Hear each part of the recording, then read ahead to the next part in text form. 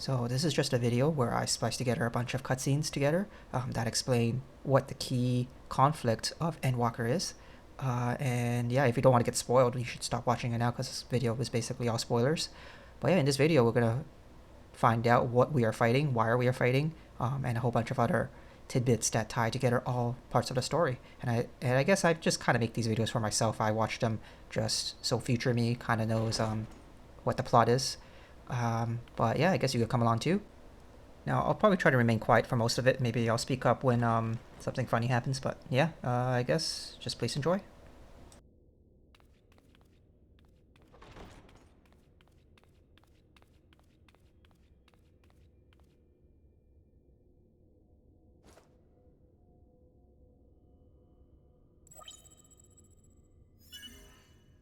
Biometric authentication complete. Please state your business.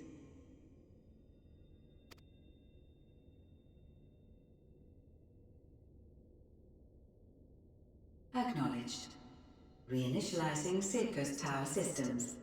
Searching for Elidibus entity.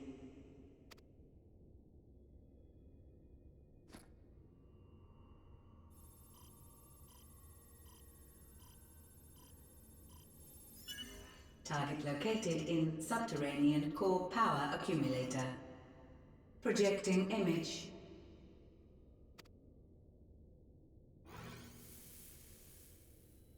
My home. My friends. No more than a dream.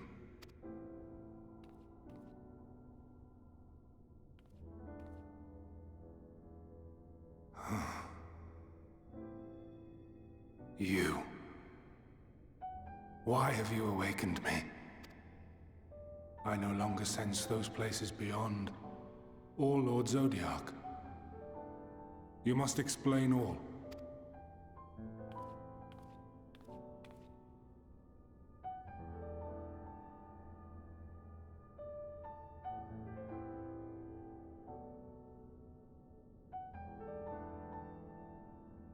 So, he is fallen, and my brethren's souls returned to the star.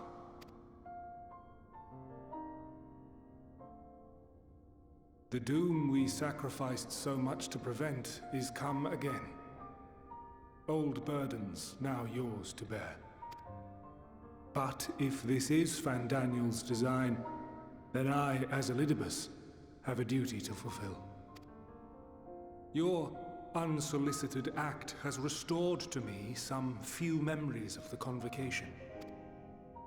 Such knowledge as I have, I will share.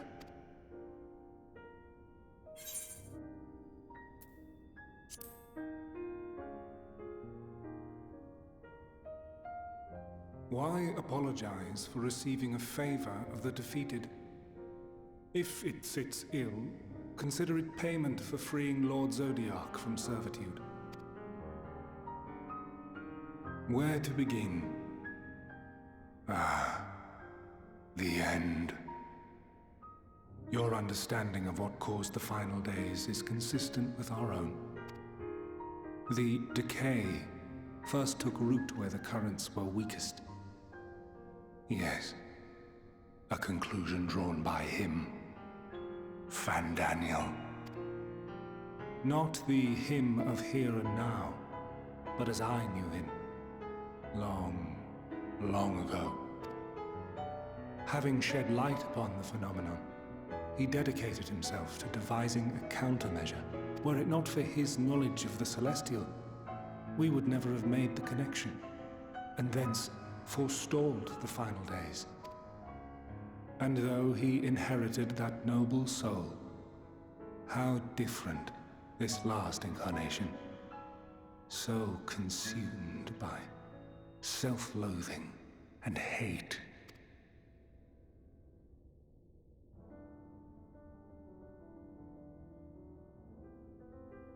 Elpis.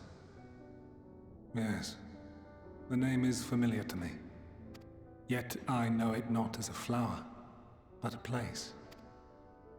A testing facility for determining which of our creations were fit to be released into the world.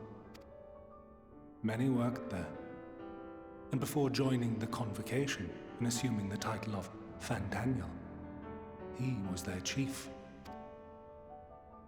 He was Hermes.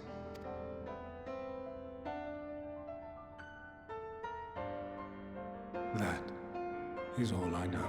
The crystals tell little of the lives the 14 led prior to their induction. Elpis itself would tell even less.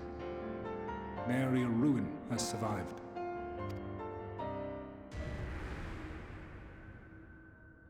Wait. I saw you there. In Elpis. No. I did not. But I did. I did. A lingering trace of impossibility. And a truth that fills my heart.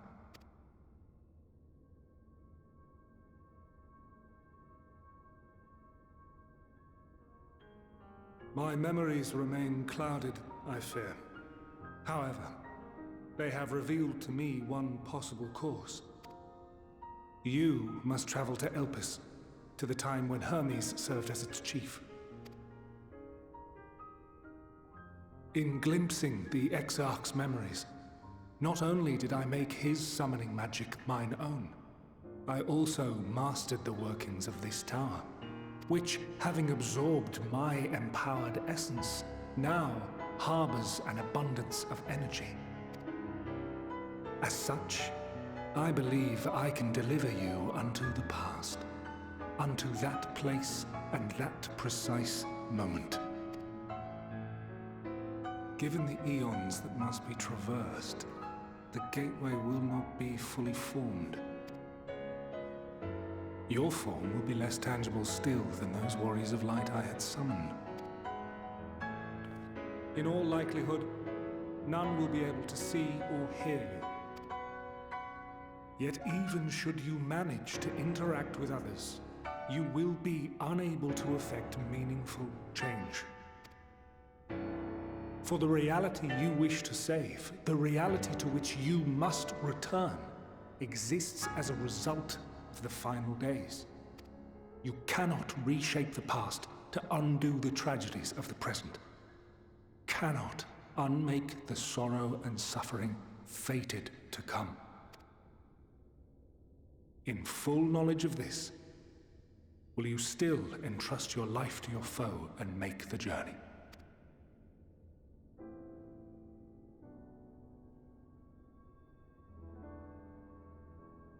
Very well. I shall cast you unto the river of time. Let this be my final act. You must input the commands. I no longer have the authority.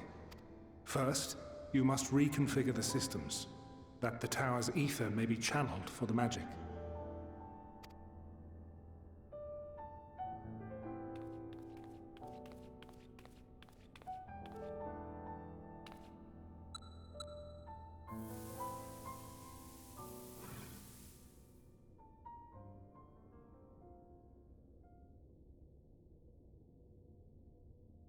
The preparations are complete.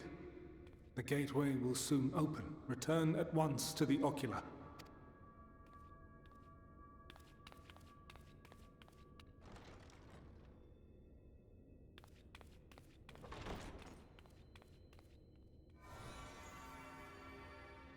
All appears to be in order. The ether flows unimpeded. The magic should consume every last mote of my essence. Why are you surprised? Did I not say that this will be my final act? Lord Zodiac is no more. There is nothing for me here. The ones I love and long to see again are waiting in that promised land, beyond memory and dream. Now go, warrior of light. Go, and do not look back.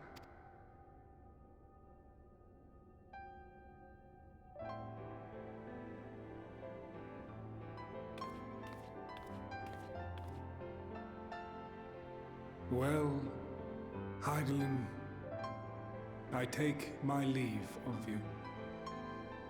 Yours is the mantle of the last of us. May you have the joy of it, the burden and the solitude. It falls to you now. You and your champion to save our star.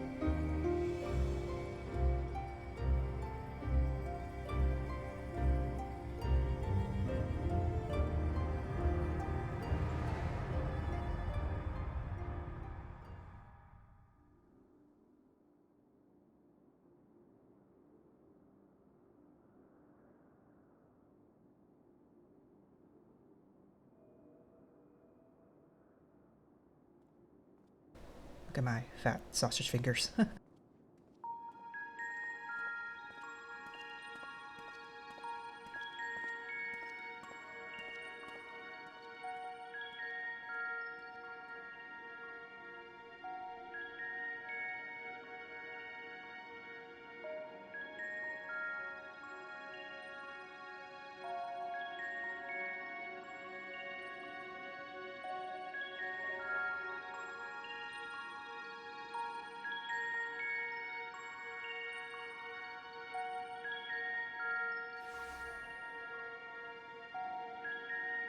And here we are, Elpis. Well, well, how rare to receive you in person. To what do we owe the honor? Oh, just a few odd tasks. We'll be here a while. You're welcome to stay as long as you see fit, of course.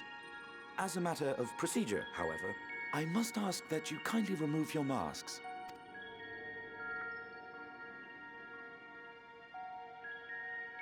Come now. Is this truly necessary? Surely you can tell who we are. Who you are, perhaps, but I am far less infamous. Regardless, if we do not follow protocol, 'tis our hosts who would be held accountable. So, please, do favor us with your handsome face.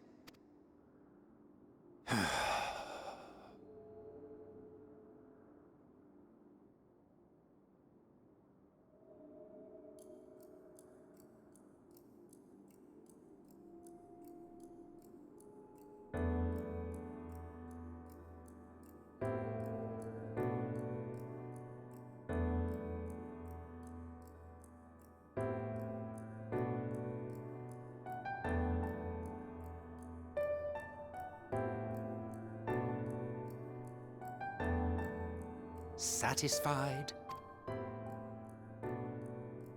I thank you for your cooperation. You are free to go about your business.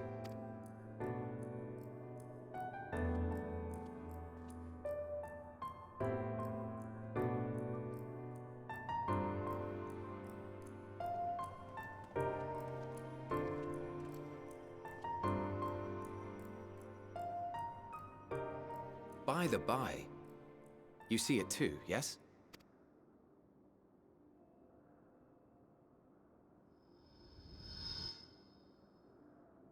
I haven't the foggiest what you're talking about.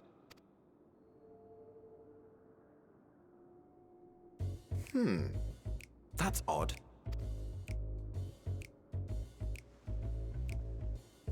It's right here. A bit thin in the ether, but there's no mistaking it. The color of its soul is almost identical to Azem's. Do you suppose she created it? Rather unusual for a familiar to have a soul, though.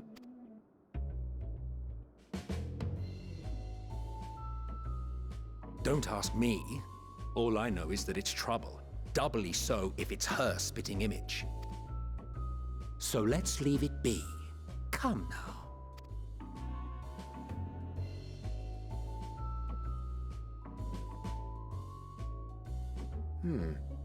It's trying to say something, but it's literally too intangible to form words.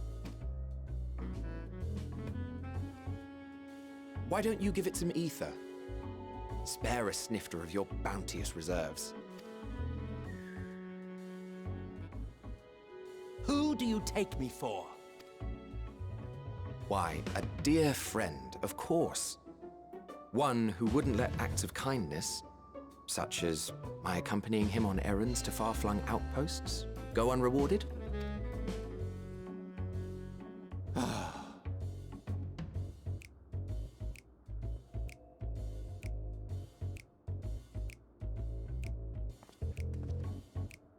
I suggest you close your eyes, or this may be unpleasant.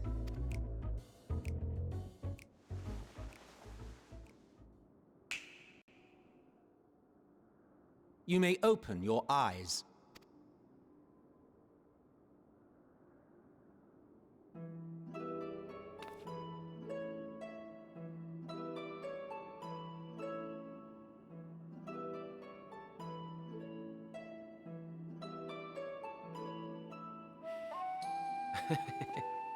Still a touch small, don't you think? The size befits its proportions. Besides, bigger is not necessarily better.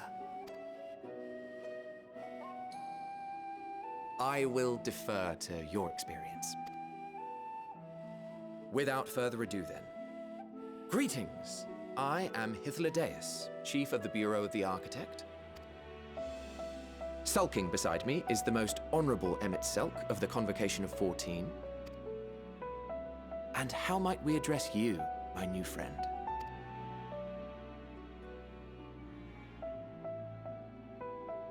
A fine name, and I'm pleased to see you understand our words. So, tell us, whence have you come? The thinness of your essence suggests you weren't created here.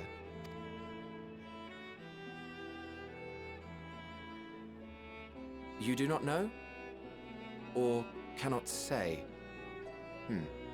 Allow me to ask a different question then. What brings you here?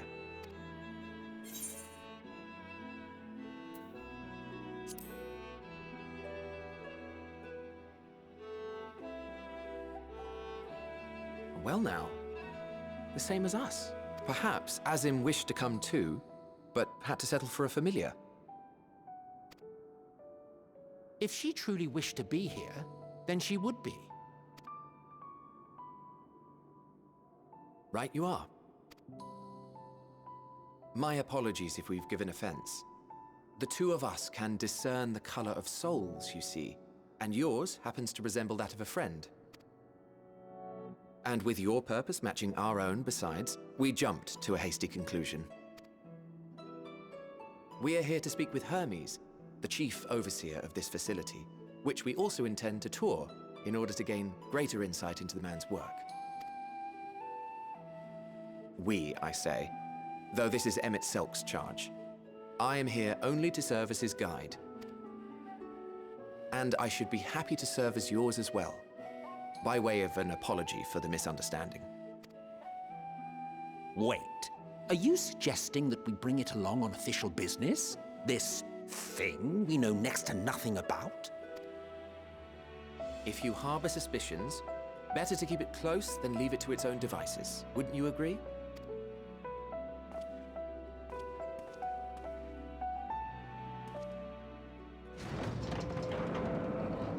Besides, having a mysterious life form in tow is the norm rather than the exception here.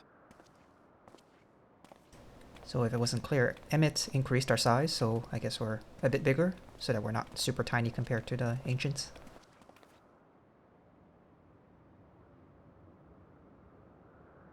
Welcome, my friends, to the testing ground of creation at Heaven's Edge, Elpis.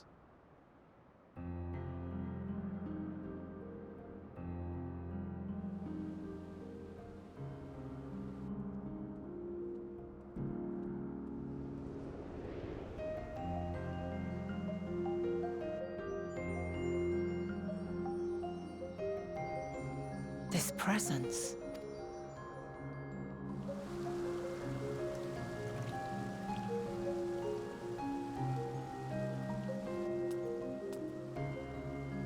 Hermes!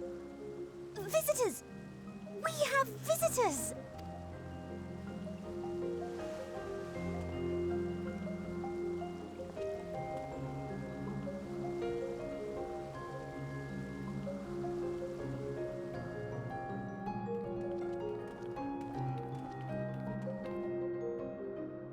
What secrets are you hiding, I wonder?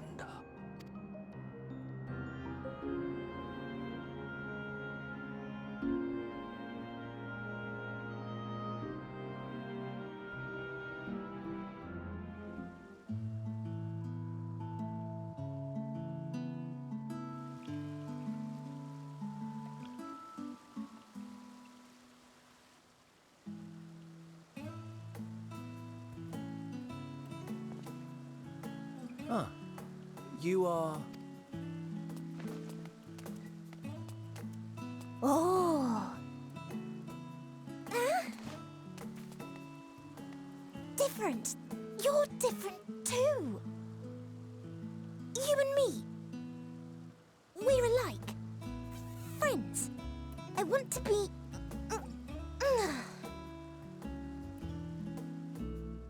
Wait. Please. Wait.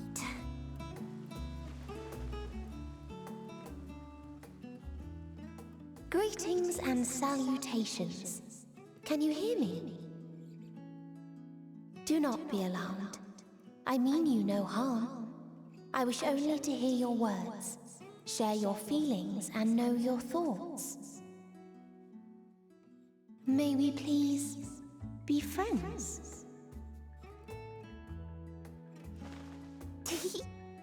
May we please be friends?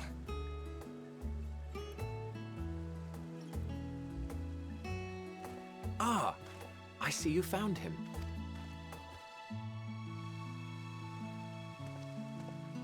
Elidibus. It's been a while. Too long, I think. Too long indeed for close collaborators. On this blessed occasion, I bring not only myself, but others who long to speak with you.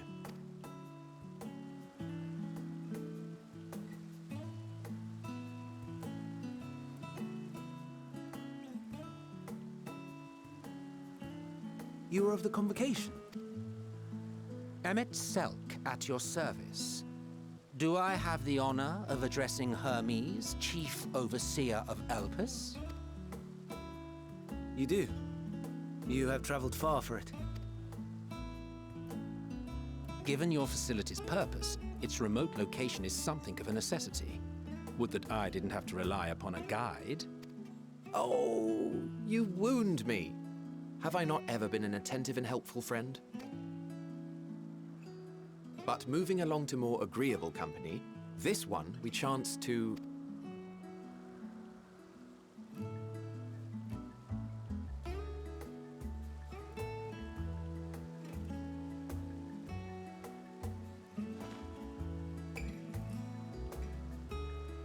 Well, you certainly have her attention. Is she one of yours, Hermes?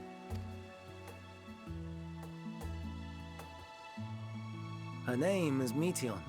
It means shooting star.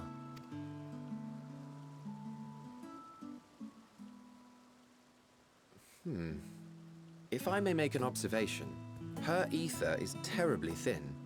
I fear she might dissipate at any moment. Nor do I believe you've made a submission to the Bureau. I would remember such a concept if you had. I haven't, as you say. I judged it too early. She's a pet project of mine, still undergoing preliminary testing. But rest assured that I will attend in person ere long. Very well. Being an authority on flying life forms, I appreciate that you are exacting in your work. I shall look forward to your submission. If we have finished with the perfunctory chit-chat, I would discuss official matters. By my coming, I trust you already anticipate the subject. I have an inkling, yes. Please wait to the main building yonder. I shall join you as soon as I've returned these creatures to their homes. What's wrong, Hermes? An amistoma is missing.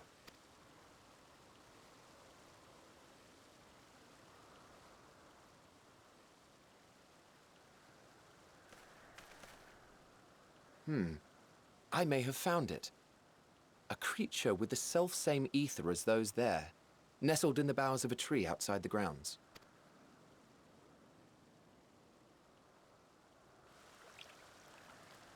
You're saying they can climb, with their sorry excuses for limbs? The fashion has been to imbue aquatic creatures with the power of flight, ever since the words of Metron created a sky-swimming fish.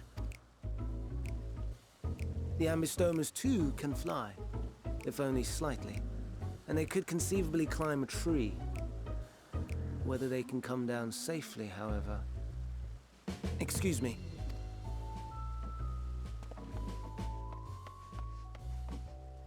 I'll help, too!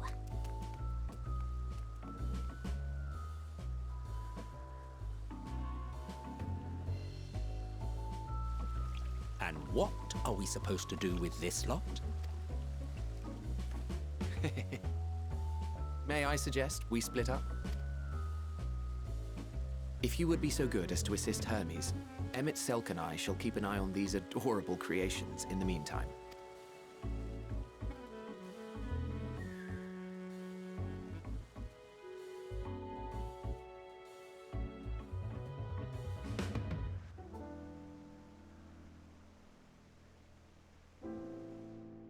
This appears to be the place. And here is where we part ways. We will be discussing highly sensitive affairs. Only a select few may be privy to such knowledge, and that does not include someone who cannot or will not divulge their origins.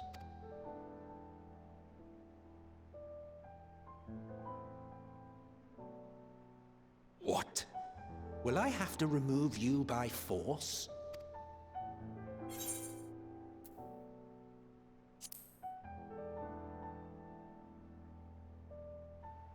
Let's hear them then, these reasons of yours. Who knows? If I deem your mysterious cause worthy, I may even be inclined to offer my assistance. I do not object to her attendance. Hermes, this is highly irregular. Perhaps, but I believe she can be trusted. Meteion would not have taken to her so quickly otherwise. Moreover, the presence of a third party may help me to maintain composure.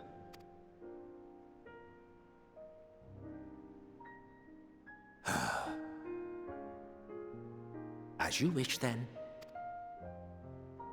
Behave yourself, do you hear?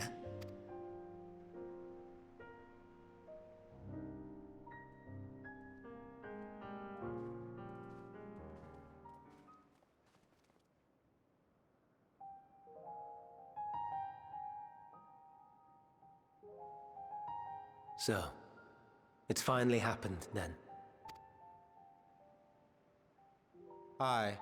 Fandaniel has declared his intention to step down, and named you as his preferred successor.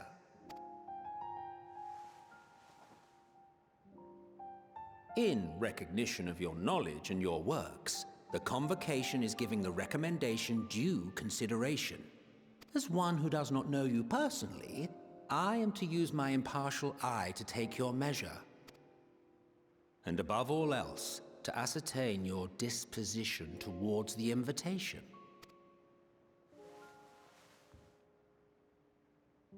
I understand that you and Fandaniel are close. He himself was once chief overseer of Elpis after all.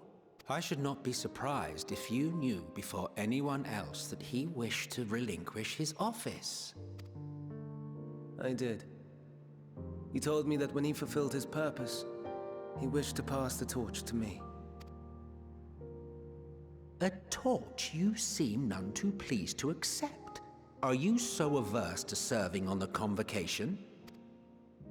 No, it's not that. For a humble researcher like myself to even be considered is an honor beyond words. No. What troubles me, what I struggle to come to terms with, is the very fact that Fandaniel is stepping down. Does this not mean that he will return to the star?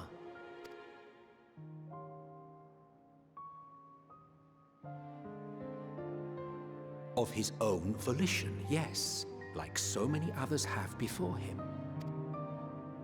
Return to the star? Does that mean die? Well now, that's not a word I hear often. Is that what you say here in Elpis? Mankind is the life of Aetheris. Each of us, a drop of blood flowing through its veins, bearing sustenance. In our finite time upon it, 'tis our duty to make it a better place, that all who call it home, now and in future, may abide in happiness. To that end, we have dedicated ourselves to the pursuit of enlightened creation. And by our efforts did we transform this once untamed wilderness into the peaceful paradise you enjoy today. To return to the star whence we came is a privilege afforded to we who have so loved and nurtured it. A choice embraced by those who have lived their lives to the fullest, in service to our world. And when they depart upon this journey, it is beautiful, always. The 14 are no exception. 'Tis believed no occasion is more felicitous than the fulfillment of one's duty. Our office becomes our lives, and to retire is to return, or so the majority of us hold. Some few have elected to eschew custom.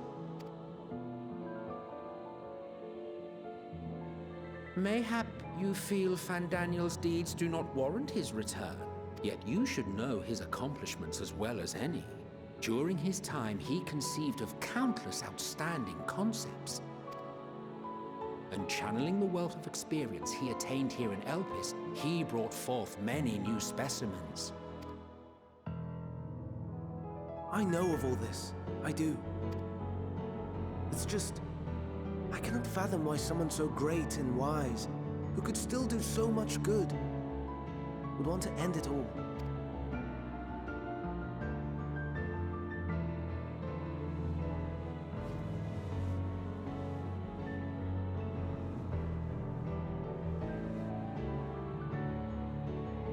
Oh no. I've made her upset. Forgive me. I know I requested your presence. Might I trouble you to take Meteion outside? A change of scenery would do her good.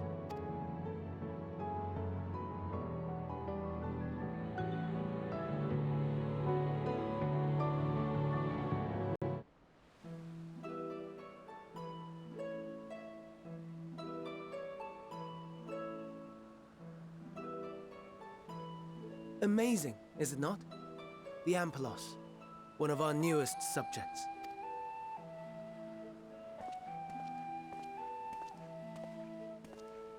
So, how are we coming along?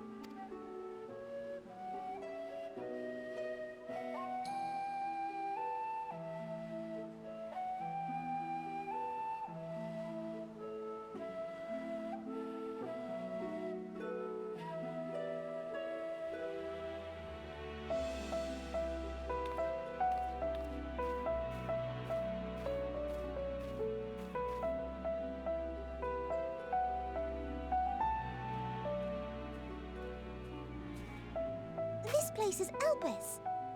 Those flowers. Elpis. Entelekis. Like me.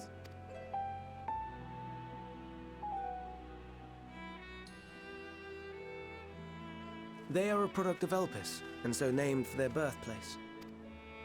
A happy accident, born of the hands of a former researcher who loved beautiful blossoms. Unique for how they change color, to reflect the emotional state of those nearby. Though be it here or elsewhere, they are seldom seen in any hue save purest white. Reflect the emotional state, you say? By what means do they achieve this? In creation, there exists an energy wholly apart from ether, one driven by emotions. In like manner to how we manipulate ether, this flower is subject to the influence of said energy. While it has no will of its own, it is sensitive to the prevailing emotion in the vicinity, and reacts by altering its color and vibrancy.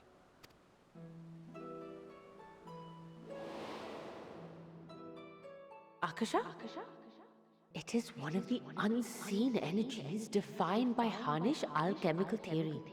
Though a gross oversimplification, some describe it as an essence influenced by feeling.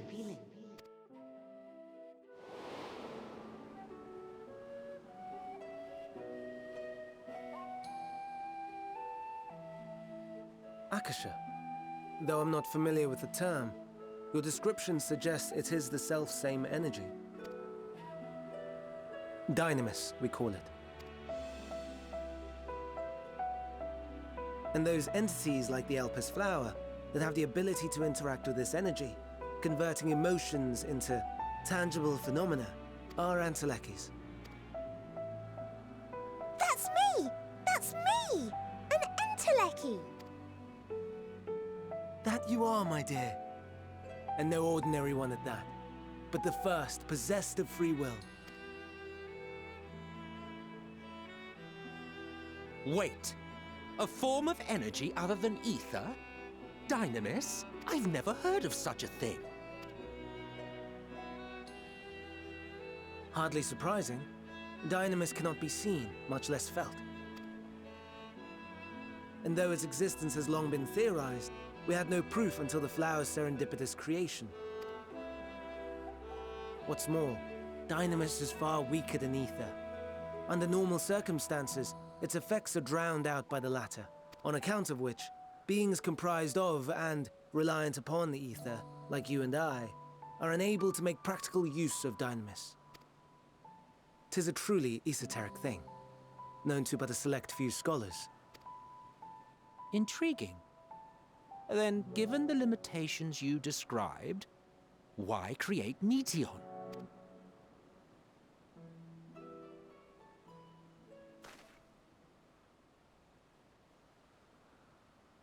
Our star, Etheris, is especially rich in ether, so much so that its name is derived from it. However, when we consider all energy in existence here and in the vast space beyond, Dynamis may account for as much as 68.3%, the more abundant form by far. Were we able to control it, we could open the door to limitless possibilities. 'Tis not unlike a gently flowing stream, unable to break through the dam of ether barring its path. But if we could imbue the stream with the vigor of a raging river...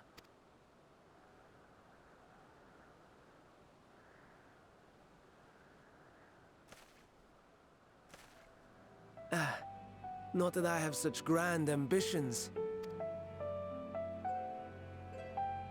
Nay, I merely wish to create a being that could traverse the great expanse.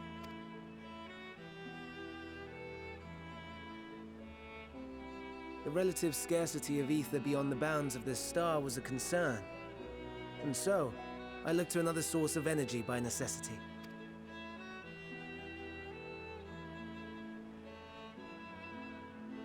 That being Dynamis. No wonder her ether is so thin. Precisely. Yours is thin too. Like an Enteleki. Like me. So... are we the same? Entelekis. As much as I want to pick the sarcastic last option, the middle one's the one I think that has something to do with the plot, because it's basically explaining how Dynamis is the limit break. That sounds more akin to the desperate flailings of a wild beast when facing imminent death. A deficit of ether alone does not an Enteleki make. It would, however, make it easier for you to interact with Dynamis. And limited though its influence may be, this quality could prove the difference between victory and defeat. You do well not to underestimate it.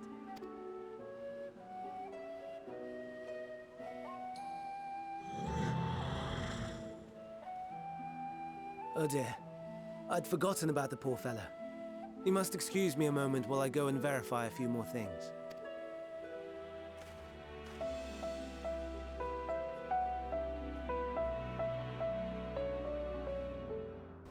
I swear these are not out of order. We actually went into another building. He kind of just had to do some errands in the middle or something with the Gubu in that previous cutscene. Hermes!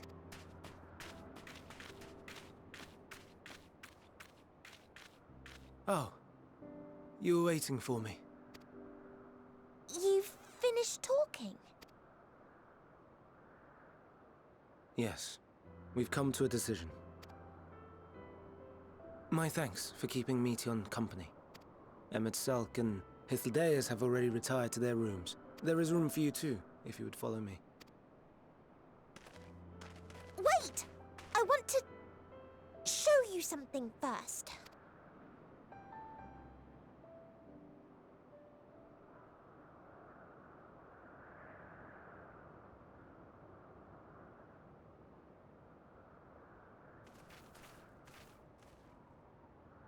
Elpis flowers? Go on.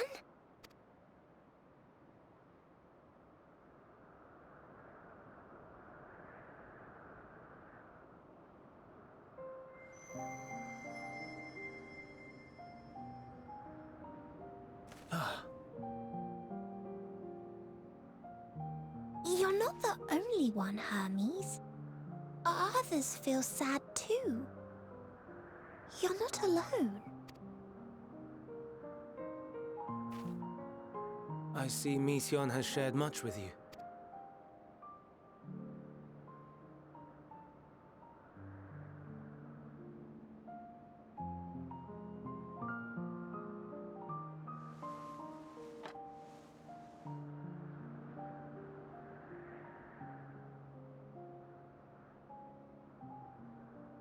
May we talk a moment?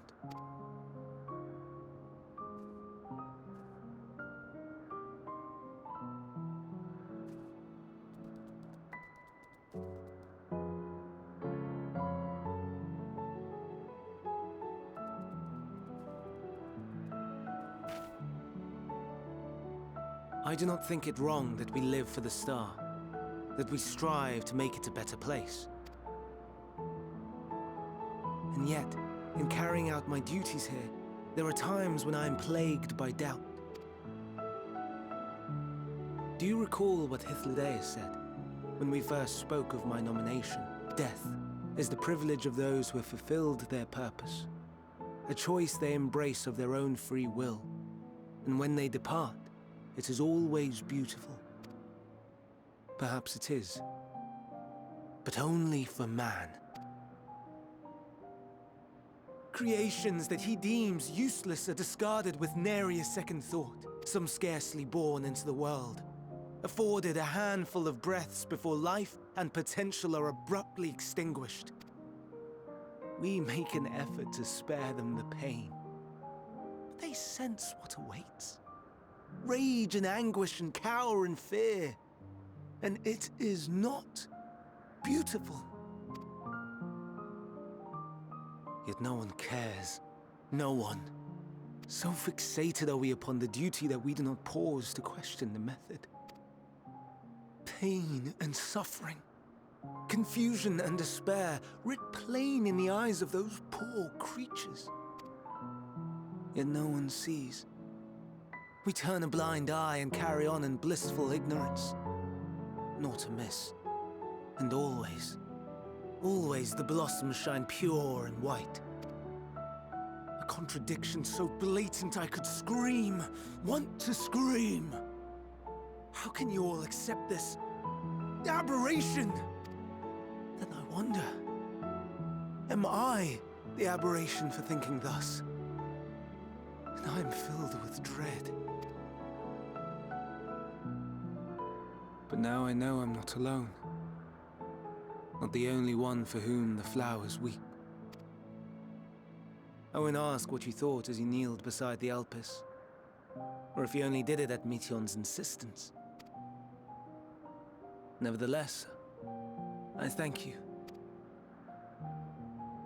To know that you too have experienced suffering is a comfort.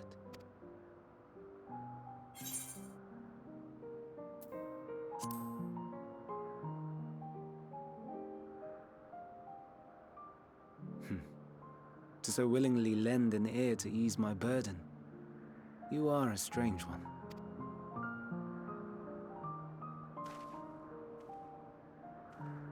The stars in the heavens. Know you what they are? Though it is too far to tell, each glittering light could be a world not unlike Etheris. A world filled with life. So many stars, so many lives. For us, there may be no higher purpose than to live for our world. But what of the other living beings out there? What is it that gives their lives meaning? That drives them day after day after day? To pose that question to our undiscovered cousins, I created beings of Dynamis, who can traverse the vast emptiness between the stars. Meteion and her sisters. Aye, sisters.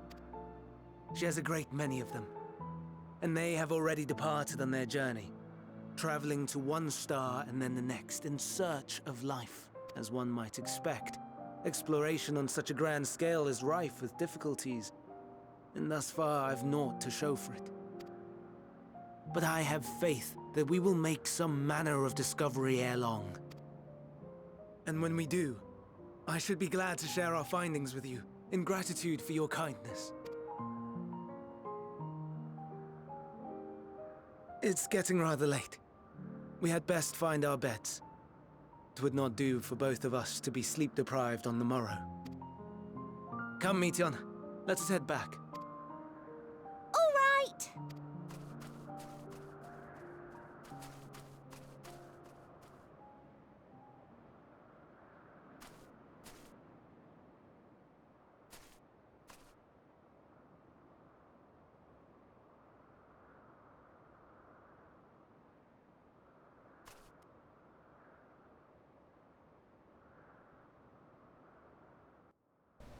This is after some side quests led us here. Basically, these creatures are kind of running rampant and escaped or something and need to be put down.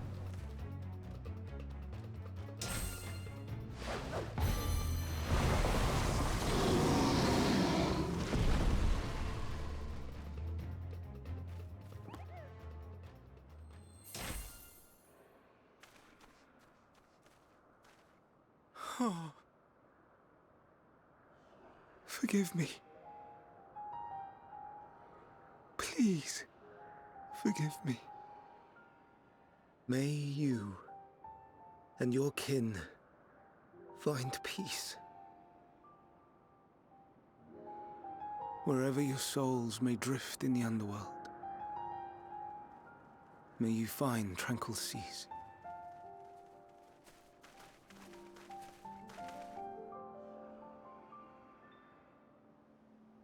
Be not forgotten. In concept endure, to reclaim form and one day live again. Serve not the star, or any purpose save your own. Live again, if that be your desire.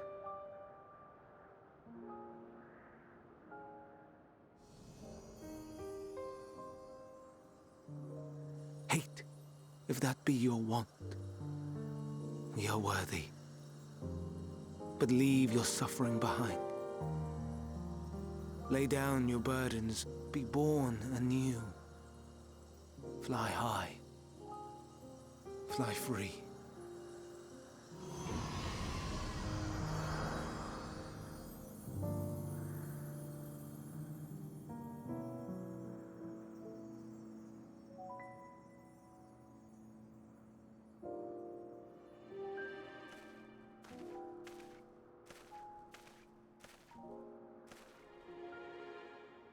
Join the convocation, Hermes.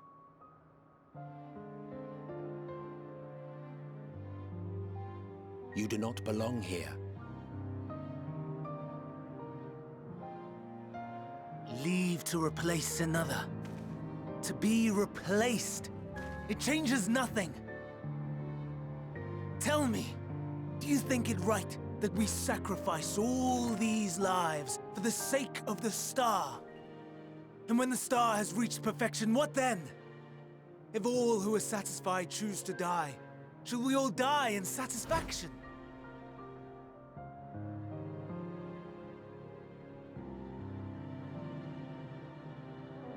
I do not know. Were I to take up the seat of Fandaniel, it would be tantamount to approving my predecessor's death. I do not know if it is right.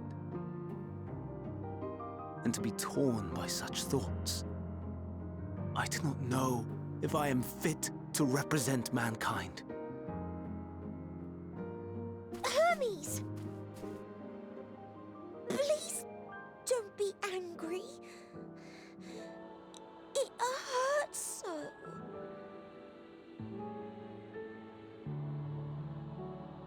Forgive me. If you would still consider me in spite of everything, I beg some time to gather my thoughts. Meanwhile, Hythlodaeus, I fear I must trouble you to attend to the others. 'Tis no trouble at all.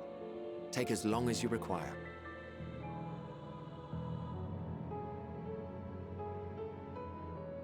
And you, my friend, I pray you find that which you seek.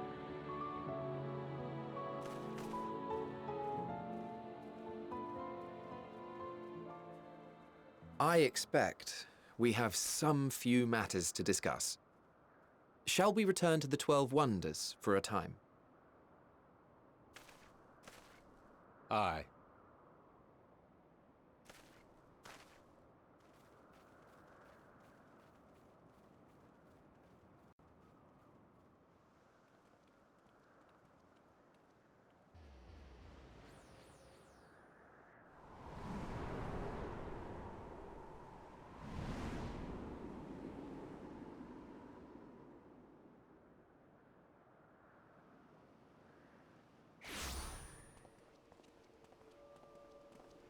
I present to you Kalamelios Zephyros.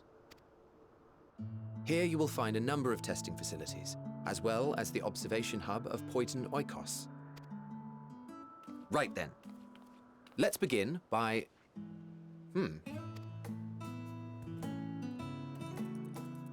Well, well. An Arrhaeus. How delightful.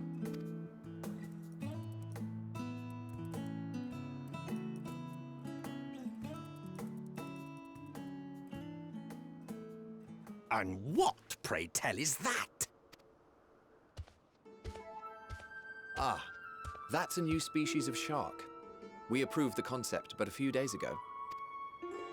Sharks are among the most popular sea creatures. Rare is the day when someone does not submit a new concept. At first, they were largely orthodox, consideration given to such things as size and environmental impact. And then a whimsical someone thought to bestow it with flight, another superior intelligence. And then the floodgates burst, concepts with multiple heads, or arms and legs, and so on and so forth. It was getting absurd. A part of me wanted to tell them to go away and find something else to create, but in the end I couldn't deny their passion. And here we are.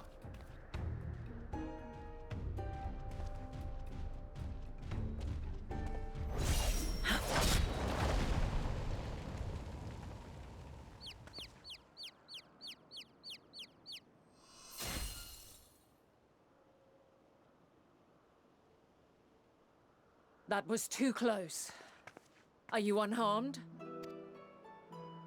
Well now, if it isn't a pair of familiar faces. Venat, that we should meet you here.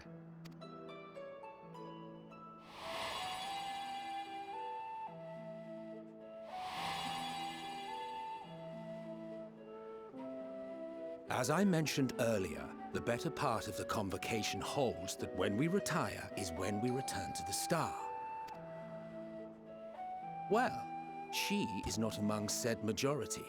Even after stepping down, she carries on with her work. Venat is her name, and she is the previous Azen. It has been a while, Hythlodaeus. You look well. Less so, Emmet Selk. I dare say the lines upon your brow have both deepened and doubled in number. A shame for one so young. You must make an effort to frown less often.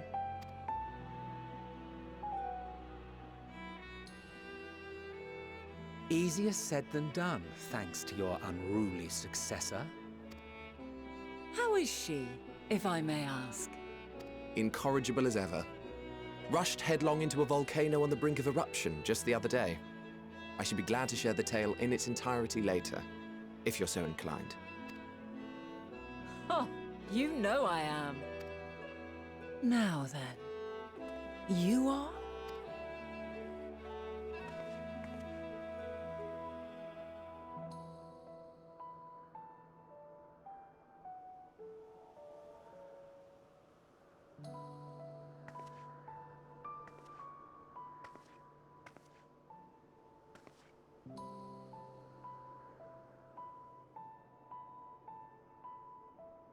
I say, have you perchance come from the future?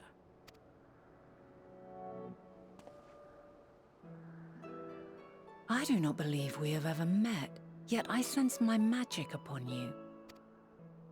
Therefore, if I wove the enchantment, I could only have done so at a later point in time. What manner of magic is this, if I may ask? A traveler's ward, of course. It prevents the corruption of one's ether.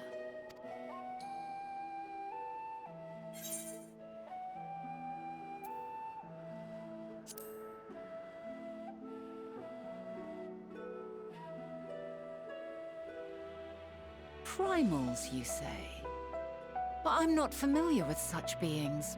But if they enthrall by warping the balance of ether, then yes, the magic would afford you a measure of protection. I gather from your question that you are not ignorant to its presence. Hold on. From the future? That's absurd.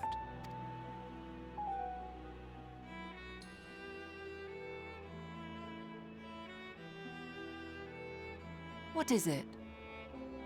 Are you unable to speak of the matter?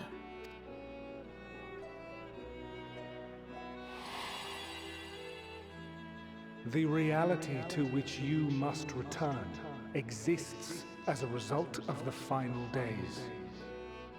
You cannot reshape the past to undo the tragedies of the present.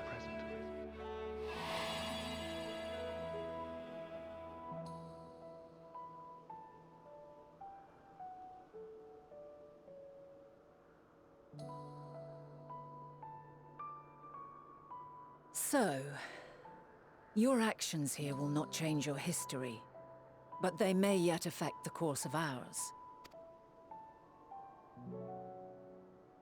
How very exciting!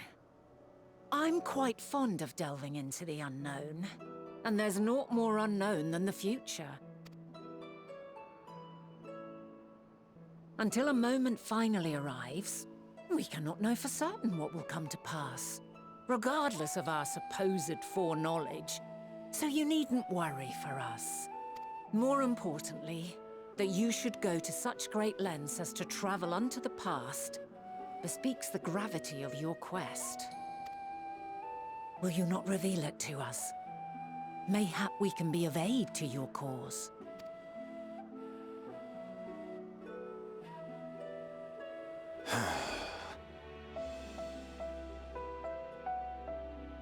If this is true, then you've been keeping quite the secret to yourself. As a representative of the Convocation, I will hear it all. Your identity, purpose, everything.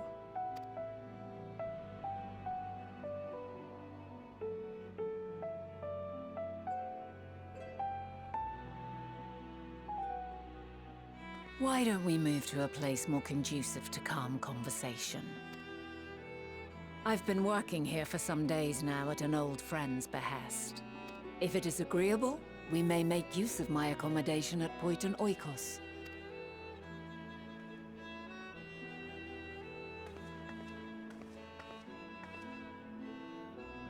We were meant to meet. I am certain of it. Else I wouldn't have marked you so clearly, and sent you unto myself in the past. It's precisely the sort of mischief I would get up to, and quite inspired, if I do say so myself.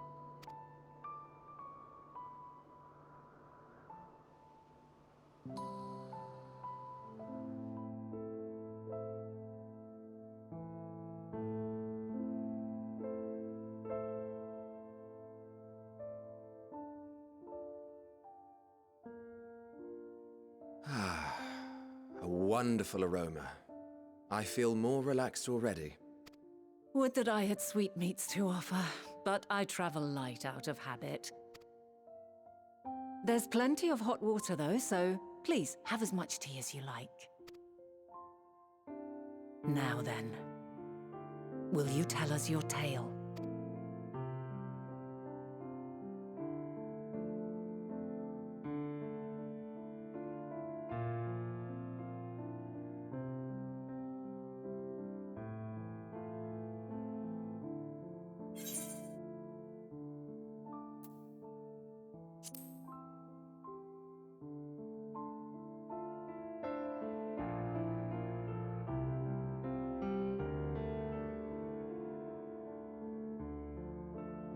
Why don't you start from the beginning?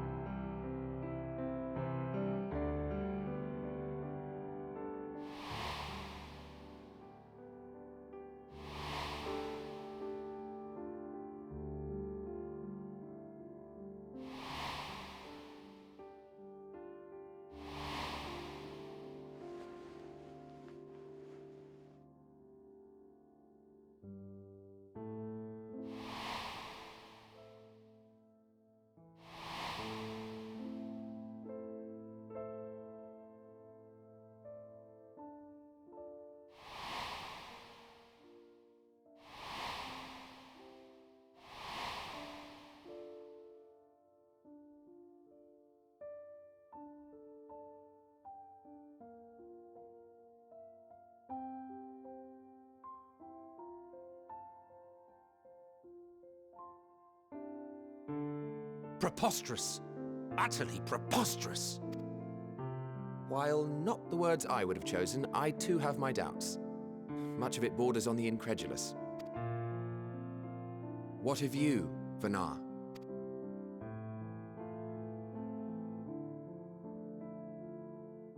Not knowing the precise details of the first final days, it is difficult to determine the veracity of the tale. Supposing it is all true, I must ask myself why I would do what I did. Why would I feel I had no recourse but to oppose the 14 and create this Hydaelyn? Circumstances change, of course, but it would not have been an easy decision regardless. No, there must have been a reason. One compelling enough to force me to take such drastic measures. Then there is the Elpis flower, which I said would serve as a guide. That it's of import to your mission is plain, but your presence here leads me to believe that this place also holds significance. But what could it be? What are we meant to accomplish? Might it not be simply thus? In the future, whence she came, the final days could not be averted. Mankind has no choice but to flee the star. By alerting us to that eventuality, Perhaps you wish to pave the way for other futures. Theoretically speaking, it is a possibility. Yet if that were my primary objective, I see no reason to guide our friend to Elpis specifically. The capital on Amarot, or even my own home would be more logical destinations.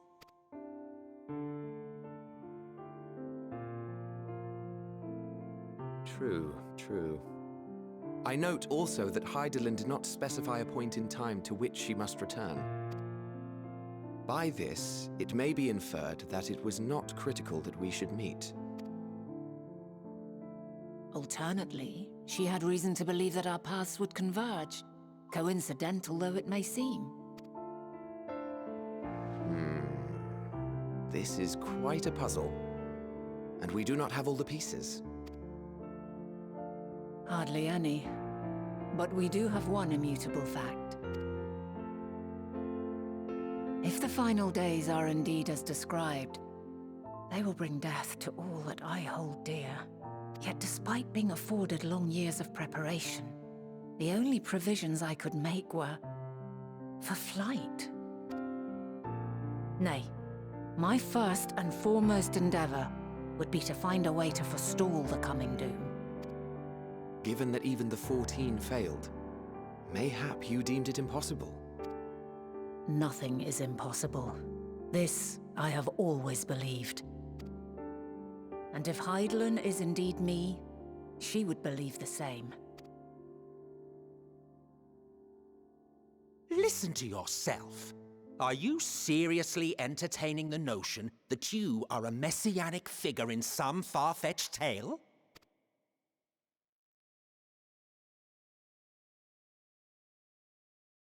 Well, I will not. I refuse to accept that our world could be undone by some unforeseen calamity. I also take offense to my portrayal as a megalomaniacal madman.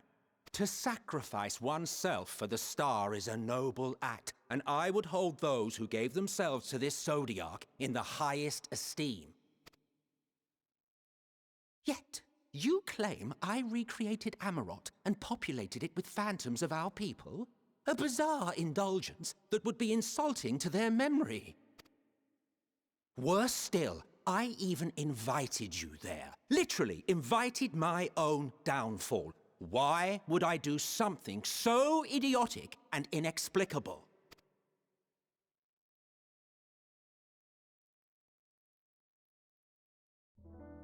Now, I will allow that the hypothetical task of restoring our world would be daunting in the extreme. The thought of having to bear such a burden for 1,000 lives horrifies me. But I would never forsake my duty. I would never forsake my brethren.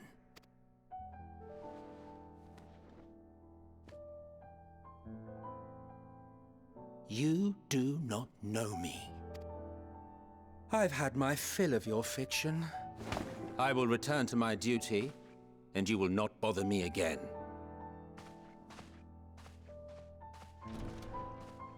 Emmett Selk! Wait!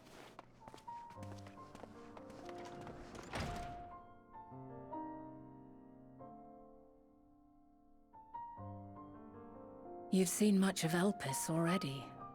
If you have any observations to share, I should like to hear them.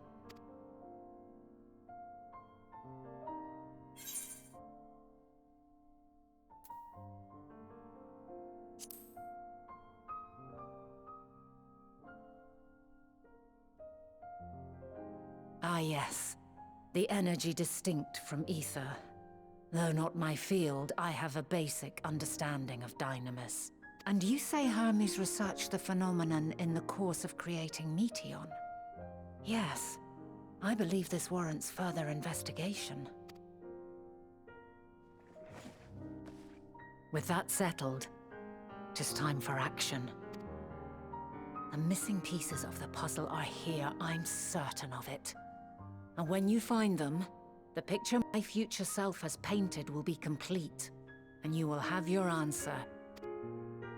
Now suffice it to say, I will aid you in your quest.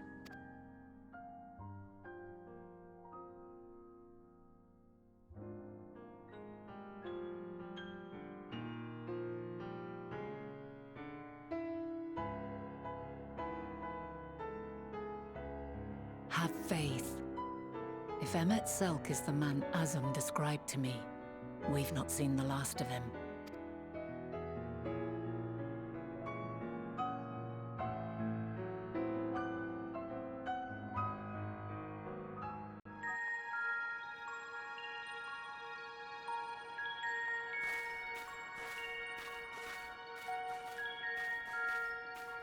Quite a small place, lacking even the most basic equipment.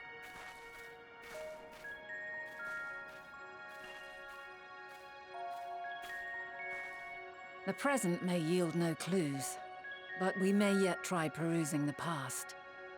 Have you done this before?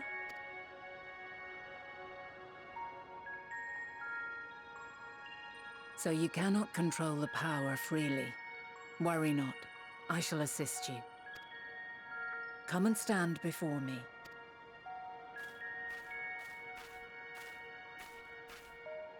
There are two ways to see the past. The first entails peering through the walls of the soul in the moment a subject is recalling a memory. The second requires no subject, and is instead a process of piecing together an event from ripples left in the ambient ether. As memories are etched upon the ether of the soul, so too are they etched upon the ether of the world. In this way can history be preserved. Such memories are given to fading, however, and can prove challenging to visit. But come, let us try. Close your eyes.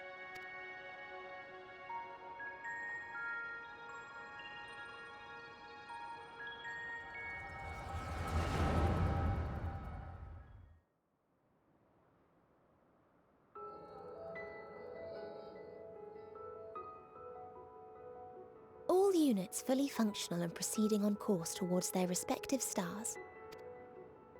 Estimated time to completion of survey is 108 cycles. End of status report. Severing connection with shared consciousness.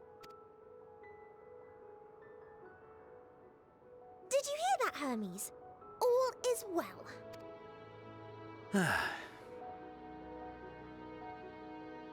Yes. Good tidings at long last. Every step of the way, I've been reminded how little we understand creation. How the universe defies imagination. But soon we won't need to speculate. We'll know the answers. What others live for. Indeed. And we'll owe it all to you and your sisters. I wonder what answers we will get. Whatever intelligent beings that exist out there are bound to be vastly different from us. Diverse in form and culture. Possessed of unique ways of thinking. Their conception of life and its purpose will be no exception. Completely and utterly unlike ours. Utterly unlike... how? I have no idea. Yet whatever answers we receive, I will not dismiss them out of hand. No. I will think earnestly on them all, and I will share them with our people, that together we may contemplate our own existence. Perhaps then our star will become a better place. Not only for man, but for all life. Meteion, though I gave you wings to soar the heavens, I did not teach you how to walk the earth. So loath was I to bind another living being. In the course of your long journey, you will learn from those you meet, learn to walk and run and so much more. And when you return, older and wiser, we will have a celebration to mark your homecoming and coming of age both. Will there be apples? Covered in syrup? And how are you supposed to eat them? Rather than food, perhaps A flower. Yes. Upon your return, I will gift you a beautiful flower.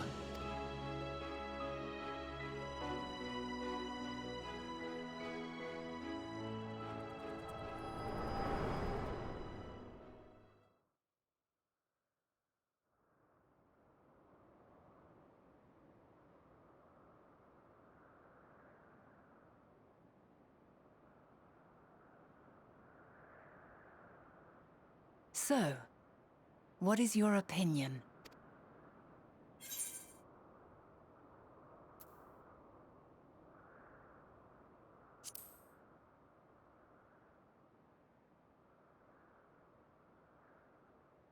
I understand. He is a gentle soul, and well-intentioned. Yet it does not take ill intent to beget ill. We must consider the possibility that something may have gone awry. Perhaps it was oversight, or simply an accident.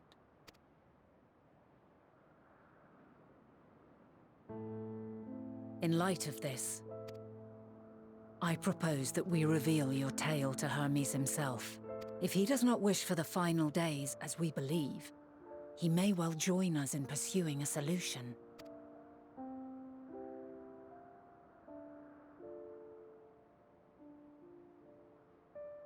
Then it is settled. Let us seek out our friend with all swiftness. 'Twould not do to let such a pure soul be blackened by tragedy.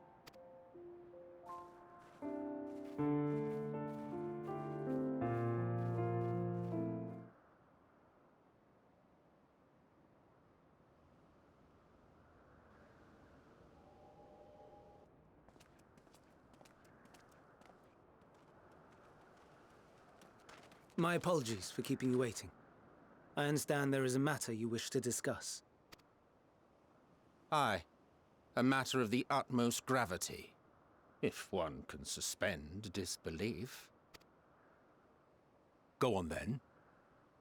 Tell him what you told us. Who you are, and why you came.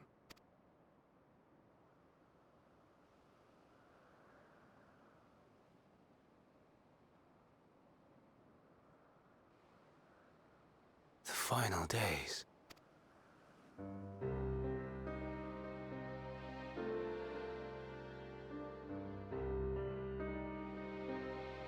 The phenomena observed during these star-encompassing calamities is likely the product of a Dynamis reaction, and none is more versed in the applications of this energy than you, Hermes. I must stress that we do not believe you would desire such destruction. We come not to lodge accusations, but to beg your wisdom. And so, distressing though the exercise may be, I ask that you share with us your opinion on the matter, on the assumption that our visitor's tale is true. Even you, Venat.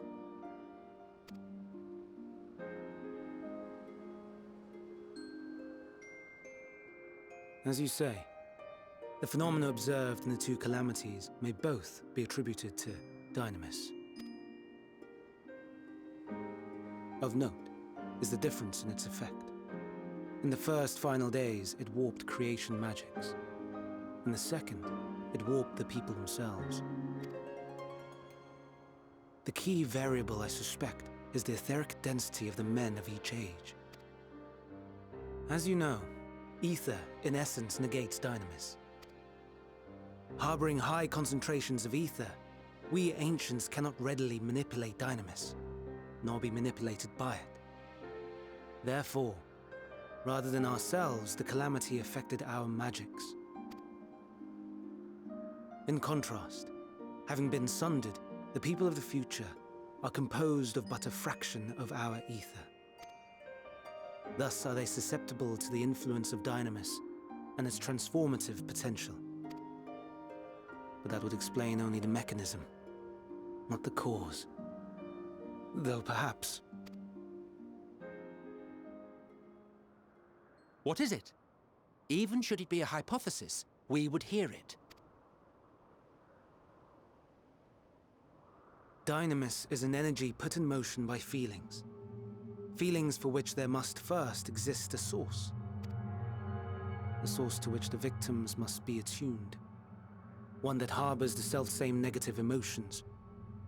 Elsewise, it could not be the agent of such extreme change. So it wasn't the stagnation of the celestial currents. Someone, or something, is instigating the star's demise. So, we've a villain on our hands after all. Any idea who or what it could be? The celestial currents comprise the outermost layer of the star's ether, encasing it like a protective sphere. According to your tale, it was where the currents were weakest that the phenomena first manifested. If the inciting factor came from without Aetheris, then its effects would first be seen in those locations.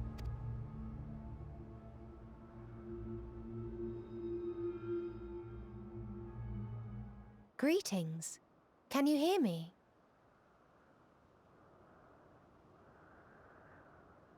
Do not be alarmed. I mean you no harm. I wish only to hear your words, share your feelings, know your thoughts. May we please be friends? So when I saw this, I thought it was someone else talking to Meteion. us with a greeting, but this is just Meteon's What is thing it? that she likes to say normally, so it's not anyone contacting Executing us. scheduled task, suspending individual self and connecting to shared consciousness. Connection established. Commencing status report.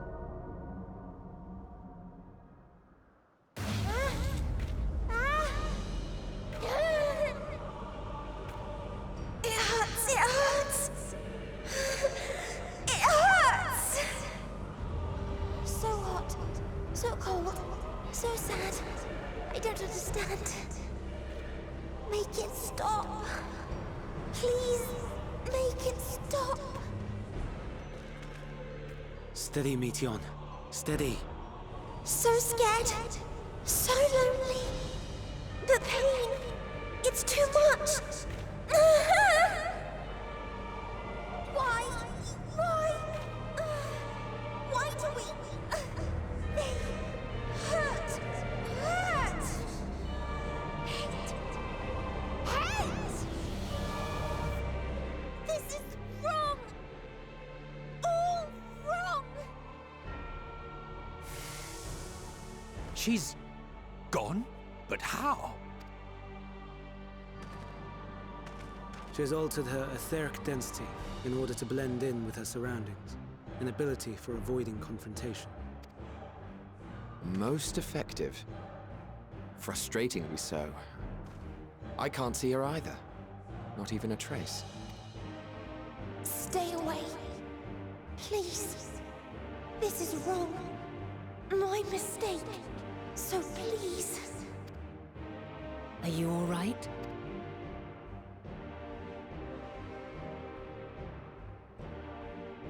In your mind? No. We only heard her speak the instant before she vanished. Of course. When communicating without words, Meteion also employs Dynamis. That would explain why you were able to hear her, when we could not. Then you are our best chance of finding her. Follow her voice and try to track her down. Hindered though we may be, let us split up and search as well.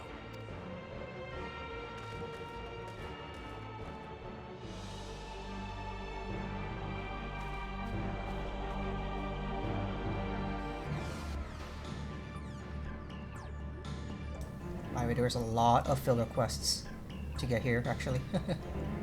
We chased her for like an hour.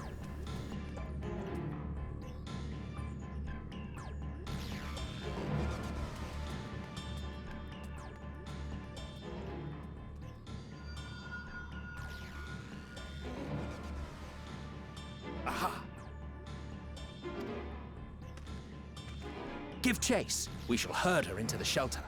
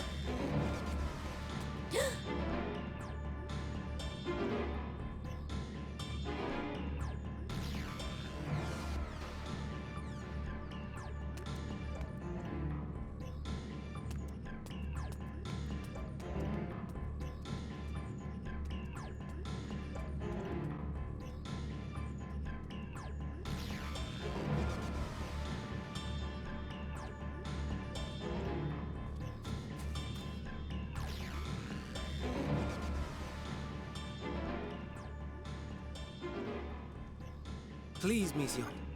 We must speak.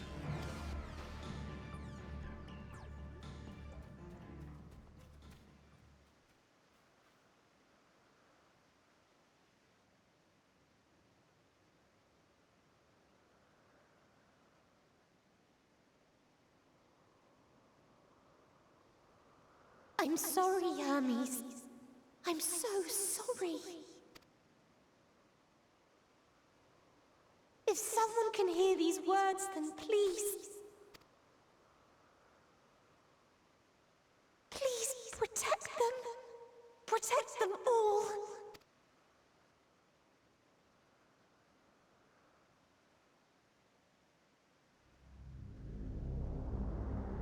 Individual self-suspended. Connection with shared consciousness stable. Our survey is complete. We shall now report our findings.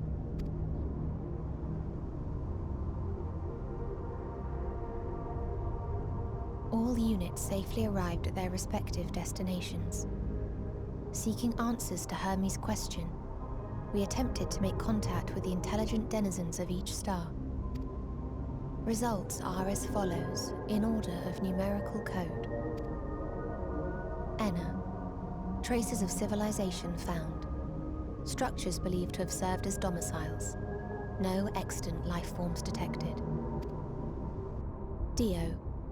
Ruined remnants of buildings scattered across star, surface of which is encased in ice.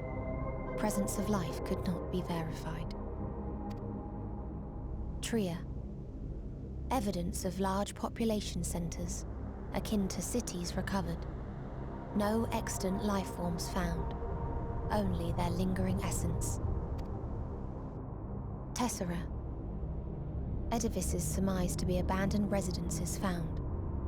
No extant life forms detected. Deadly plague or extreme environmental degradation likely to have led to mass extinction. They are all... dead. Octo. Star found in state of violent conflict. Contact successfully made with inhabitants, but deployment of weapons of mass destruction resulted in total annihilation of local population shortly thereafter. Inea. Star is a barren desert. No identifiable flora found. Bones of living beings resembling men discovered beneath sands, but determination regarding their intelligence inconclusive. Remind me, Hermes, what exactly was the question you entrusted to Meteion? I tasked her with asking what others live for. What gives their lives meaning. Did you consider what may happen if the premise of the question is flawed? To be able to answer it, one must be living and desire to continue doing so. But if Meteion finds no living beings in the course of her journey, or none who desire to live, what then? What answers would she derive from their silence?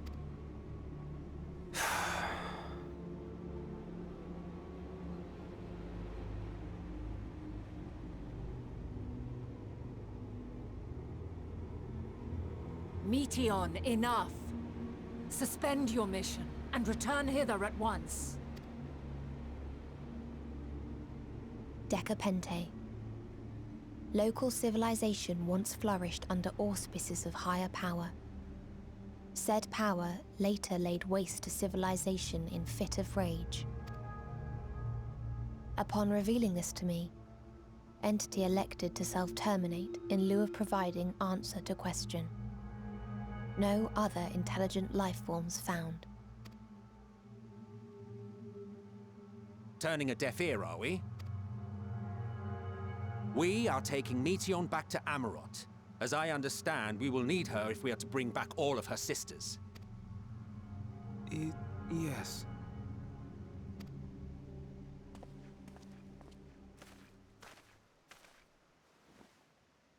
Meteion.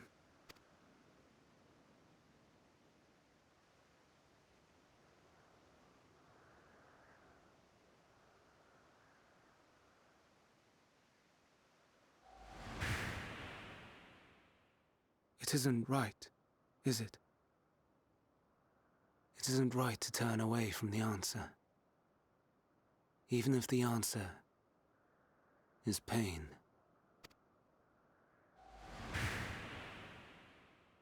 Even if we aberrations must scream ourselves hoarse to be heard.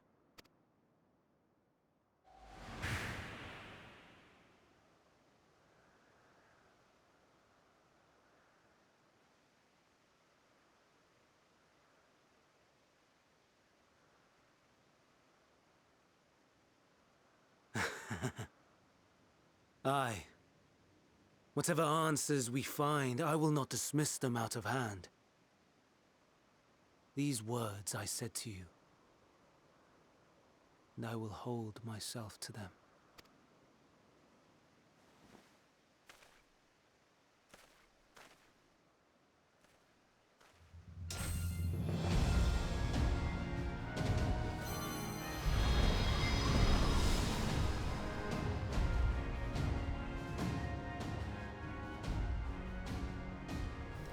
He just went from 0 to 100 real What quick. is the meaning of this? He could have just asked us for like 5 more minutes. You cannot take Meteion. Not until she has finished her report. Like, give me 5 more minutes Or for her to else finish her must report, wait. and it would have been fine.